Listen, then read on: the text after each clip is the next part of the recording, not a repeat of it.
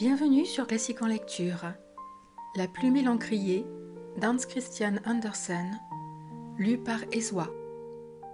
Que de choses dans un encrier, disait quelqu'un qui se trouvait chez un poète. Que de belles choses. Quelle sera la première œuvre qui en sortira? Un admirable ouvrage, sans doute. C'est tout simplement admirable, répondit aussitôt la voix de l'encrier.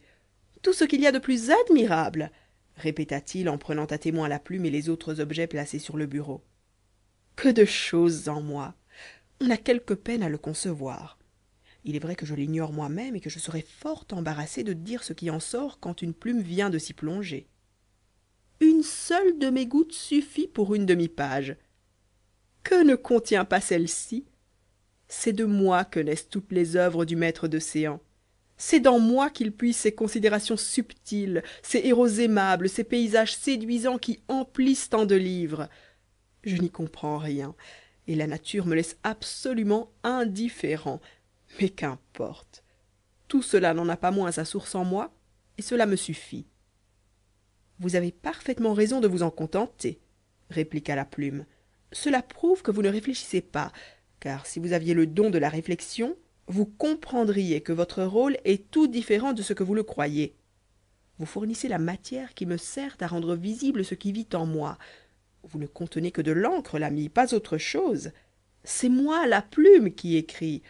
Il n'est pas un homme qui le conteste, et cependant, beaucoup parmi les hommes s'entendent à la poésie autant qu'un vieil encrier. Vous avez le verbe bien haut pour une personne d'aussi peu d'expérience. Car vous ne datez guère que d'une semaine, mamie, et vous voici déjà dans un lamentable état. Vous imagineriez-vous par hasard que mes œuvres sont les vôtres? Oh, la belle histoire! Plume d'oie ou plume d'acier, vous êtes toutes les mêmes et ne valez pas mieux les unes que les autres.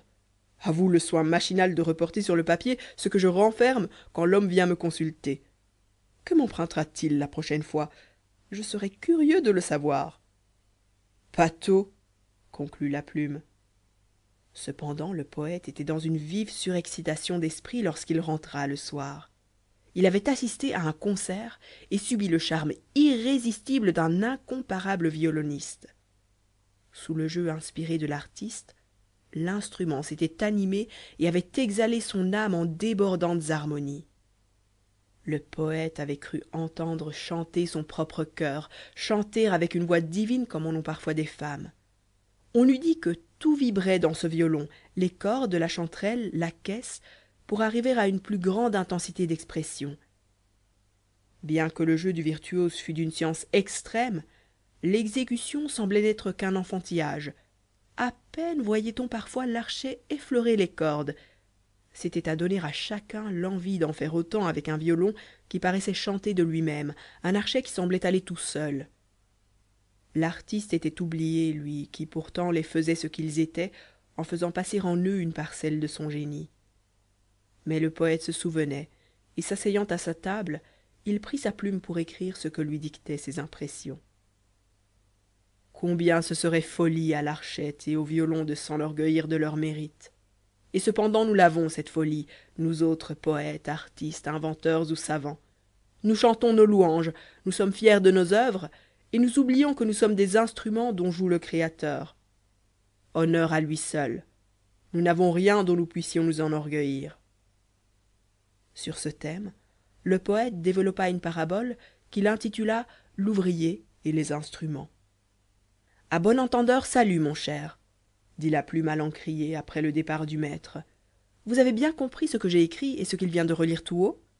Naturellement, puisque c'est chez moi que vous êtes venue le chercher, la belle. Je vous conseille de faire votre profit de la leçon, car vous ne péchez pas d'ordinaire par excès de modestie.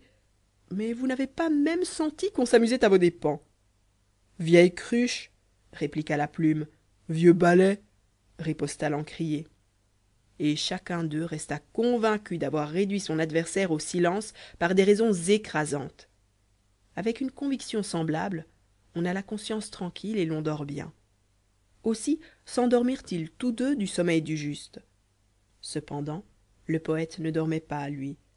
Les idées se pressaient dans sa tête comme les notes sous l'archet du violoniste, tantôt fraîches et cristallines comme les perles égrenées par les cascades, tantôt impétueuses comme les rafales de la tempête dans la forêt.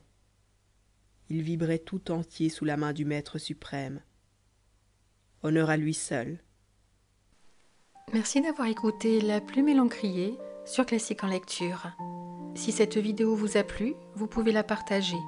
N'hésitez pas à liker, vous abonner et activer la cloche des notifications pour être prévenu lorsque je sors une nouvelle vidéo de lecture. À très vite sur Classique en lecture.